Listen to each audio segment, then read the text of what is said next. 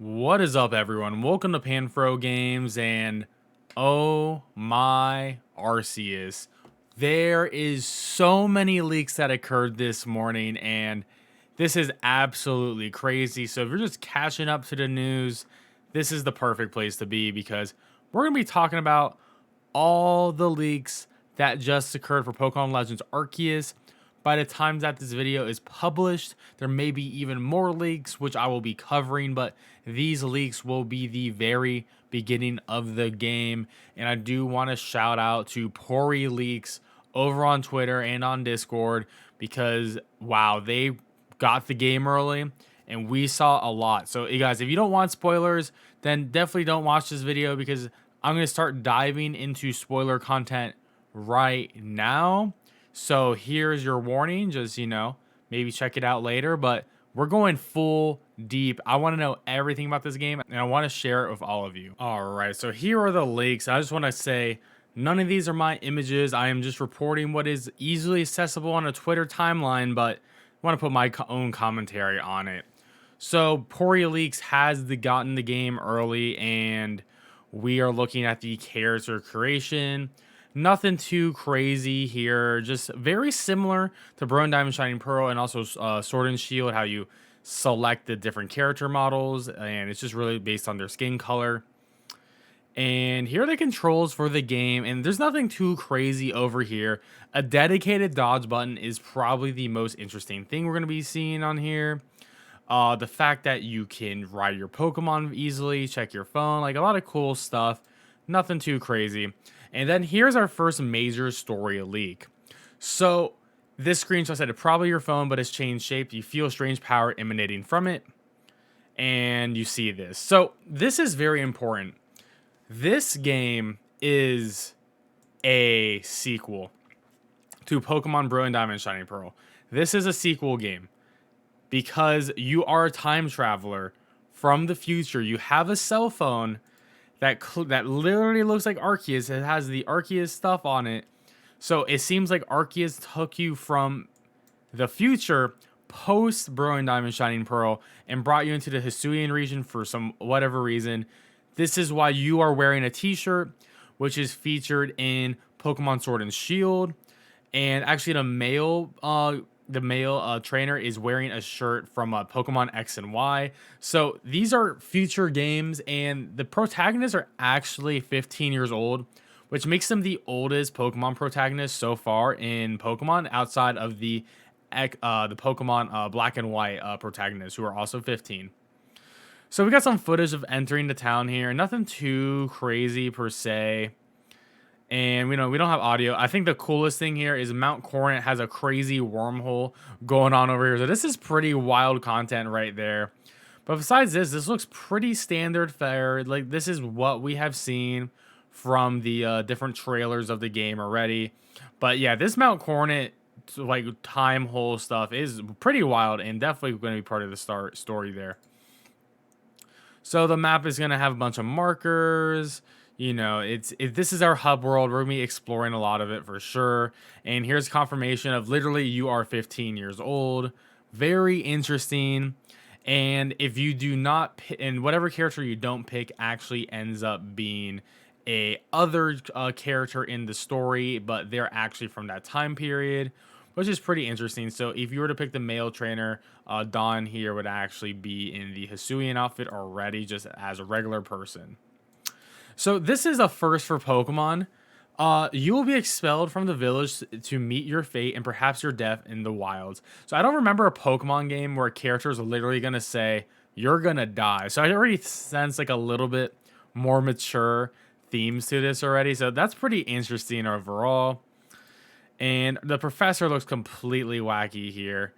But honestly, this is just very interesting how this whole thing works. I mean, the protagonist is speaking as well over here, so that's pretty interesting. Not the main protagonist, but the other one speaking. I wonder if this is all fully voiced. We really don't know, at least from what the leaks are saying here. And this is us just joining the Galaxy Team Expedition. And our first mission is to get a Bidoof, Starly, and Shinx, which are actually the first Pokemon that you get in Brilliant Diamond and Shining Pearl as well on the first route.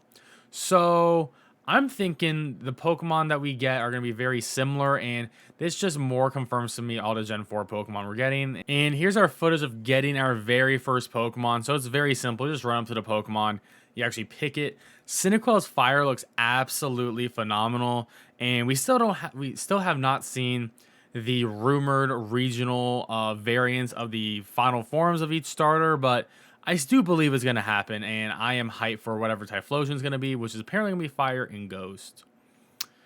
So there's some cool stuff here, man. This looks really cool. The moment you hit your first night, you're going to get the Cleaver event. So Cleaver is very early in the game. I mean, as we saw in the trailer, he's like, what, level 19? And then we're going to be waking up in our bedroom. The load times seem to be relatively long though, so we'll see with the Switch. But this is cool. We first introduced to our actual living area, which I assume we'll be able to decorate throughout the game, similar to like something like a Monster Hunter. And this is our first time actually looking at the stats menu just throughout, and you can see, wow, level 5 Cyndaquil has 52 HP. That's sort of pretty crazy, honestly. That's a lot of HP, and the stats are definitely going to be different in this game. And here's the full map, which we did see in the trailer, and you can see it's like noticeably hidden up in sections. So here's going to be our first areas right down here. And here's the actual town map, which I think is really interesting. It's not too big overall, as you can see the players over here, and we got about a couple of markers, and they're all going to be highlighted. So it's not too big, not too much to explore per se, but it's going to be very cozy. You're going to get used to it. And we get an immediate trainer battle when we dive into this village. Once we get our Pokemon, you actually get to battle one of Cynthia's ancestors, who has a Togepi, which is very reminiscent of the Platinum event where Cynthia gives you a Togepi. So yeah, we got trainer battles, and this actually looks really sweet. You can run around in the battle as well and fight. And notice how Cyndaquil only has Quick Attack at level 5. If you know Cyndaquil's move set when it's at level 5, it usually has the move Leer. And there's actually no status moves in the game that lower Pokemon stats, or I guess even increase your own stats to a degree. So yeah, you cannot be using Growl or Leer. That is just not a thing that happens. And here's some Shink footage as well. And we'll actually dive into that in a little bit later. But yeah, so we're going to be catching the particular Pokemon. Like I said, the first mission is going to be Starly and Bidoof, which should be relatively easily, but Shinx is going to be a little bit harder. The Pokemon is going to end up being a catch tutorial on different things you actually are going to catch. You're going to have to sneak up and do some more things. And we get a little bit of character customization as well going on. And you can do this relatively early in the game. I mean, this is right after the first mission. So you can change the colors of your outfit. And you can also go to the hairstylist and change some stuff. Get contacts as well. Very cool stuff. And we got a new character here who looks a lot like Karen, who has an Eevee as their partner Pokemon. I wonder what that Eevee is going to end up being. It's going to be very interesting to see. And Komodo here, he will eventually be someone you fight, and he literally calls you a coward and just blacks you out, and you're like, oh my god, how is this even happening? Which is pretty wild overall. And I think the most important thing is when looking through the Pokedex, as you can see all the different research tasks that we actually have, which is crazy. So to actually get the Pokemon to be in your dex completed, you just need to complete 6 research tasks per Pokemon. But if you want to complete the entire entry for the Pokemon, there are 66 research tasks you're going to have to complete for each one, which is going to be a long thing. So that's going to be crazy. And Pokemon now evolve on command. So once your Pokemon have reached a requirement to evolve, you will actually make them evolve by going to your bag and being like, hey, evolve. So instead of just by evolving by level, yeah, you'll have a Pokemon that's like, okay, you hit the level to evolve. But first, instead of hitting B, if you don't want to evolve it, it automatically just doesn't evolve. And then you actually have to interact with your Pokemon, and then it will evolve. So that's pretty cool. I think that's a cool change. No more pressing B necessarily. Now it's going to be an actual command you'll have to do, and I do like that. And something crazy, there's fall damage. As you can see, that big dodge roll over the edge, bam, get that big red over yourself. And whew, that is really cool that we have fall damage, like an actual open world game. So I think that's pretty sweet. And checking out the full stats here for Cyndaquil is pretty interesting overall because one, the HP stat is way higher than it should be. The experience stat's a bit different as well. I mean, but notice how it only has Quick Attack and Ember at level 7. It does not have Leer. There are no status lowering moves in this game.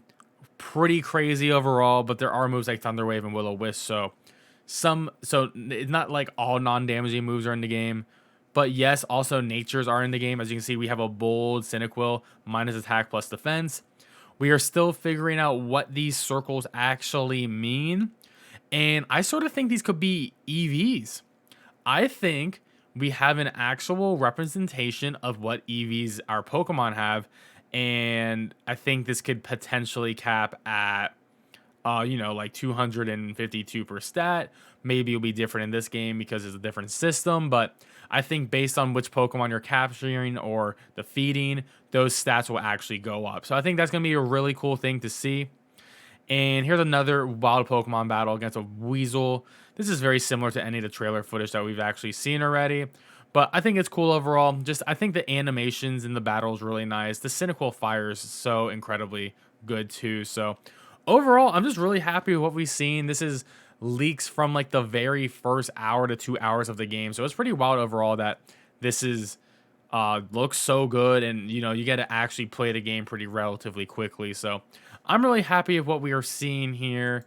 And overall, leak season is here. We're gonna get more leaks. I'll be covering the leaks in full in-depth as well.